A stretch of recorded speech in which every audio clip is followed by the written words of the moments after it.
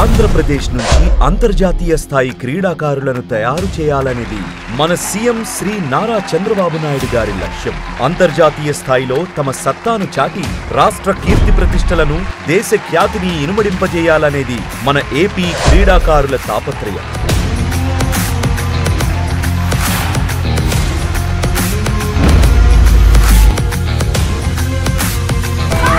ప్రతిభకు కొదవలేనిది మన రాష్ట్రం. ప్రతిభను ప్రోత్సహించడంలో వెనుకంజ వెయ్యని నైజం మన చంద్రబాబు నాయుడు గారి నాయకత్వం. Amaravati is a dream city. In Amaravati there is a sports city. World class sports infrastructure we will create. I wanted to conduct Olympic Games in Amaravati. కానీ రాష్ట్ర విభజన తర్వాత ఎదురైన ఆర్థిక ఒడిదుడుకులు 2019లో అధికారం కోల్పోవడం వల్ల తిరోగమనం పాలైన రాష్ట్ర ఆర్థికాభివృద్ధి కారణంగా ఏపీలోని పరిస్థితులు తారుమారయ్యాయి.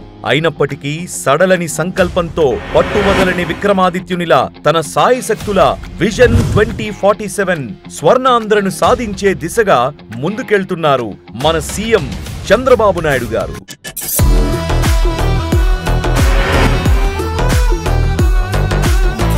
విజన్ 2047 2047 అనగానే మీకు ఒక ఐడియా వస్తుంది.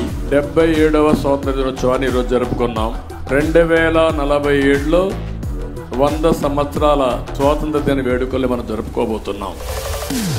దానిలో భాగంగానే ఏపీని క్రీడాంధ్రప్రదేశ్గా తీర్చిదిద్దేందుకు అహర్నిశలు కృషి చేస్తున్నారు. ఆంధ్రప్రదేశ్లో చాలా మంది క్రీడాకారులు జాతీయ మరియు అంతర్జాతీయ స్థాయిలో రాణిస్తున్నారు. కానీ వారి యొక్క ఆర్థిక పరిస్థితులు, కుటుంబ ఇబ్బందుల రీత్యా ముందుకెళ్లలేకపోతున్నారు. అలాంటి వారిలో కొంతమంది క్రీడాకారిణులను మీ దృష్టికి తీసుకొస్తున్నాం. ఆంధ్రప్రదేశ్కు చెందిన Olympian athlete Jyothi Yarraji, Jyothika Sri, Kunja Rajitha, international rifle shooter Umamaheswararao, international soft tennis క్రీడాకారిణి అనూష, పారా ఒలింపిక్స్ క్రీడాకారిణి భవానీ వంటి క్రీడాకారిణులు ఎంతో మంది మన రాష్ట్రం నుంచి అద్భుతంగా రాణిస్తున్నారు. ప్రతికూల పరిస్థితుల్లో సైతం ఉత్తమ ప్రతిభను కనబరిచి ముందుకు సాగుతున్న ఇటువంటి ఎంతో మంది క్రీడాకారులను ప్రోత్సహిస్తే మరిన్ని అద్భుతాలు సృష్టిస్తారు. ప్రతిభ కలిగిన వారు సాధించే విజయంలో ఎంత సంతృప్తి ఉంటుందో ఆ ప్రతిభను ప్రోత్సహించే వారిలోనూ మరింత దాతృత్వం దాగుంటుంది అనేది జగమెరిగిన సత్యం.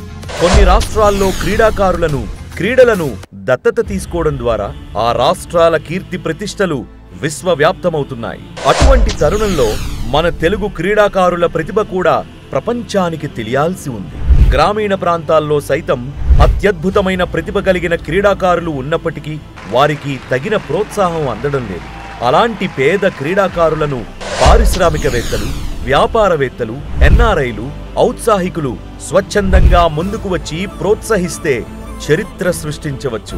కావున సీఎం శ్రీ నారా చంద్రబాబు నాయుడు గారు శ్రీకారం చుట్టిన P3, P4 విధానం ద్వారా ఆర్థికంగా వెనుకబడిన క్రీడాకారులను ప్రోత్సహించేందుకు, వారికి మెరుగైన క్రీడా సదుపాయాలను కల్పించేందుకు మీ అందరి సహకారం అవసరం. దానిలో భాగంగా క్రీడలను దత్తత తీసుకోవడంతో పాటు క్రీడాకారులను ప్రోత్సహించి రాష్ట్రాభివృద్ధిలో ప్రతి ఒక్కరూ భాగస్వాములై సీఎం చంద్రబాబు నాయుడు గారి ఆశయాలను సాకారం చేసేందుకు సహకరిస్తారని కోరుతున్నాం. జై క్రీడాంధ్రప్రదేశ్, జై జన్మభూమి, జై భారత్.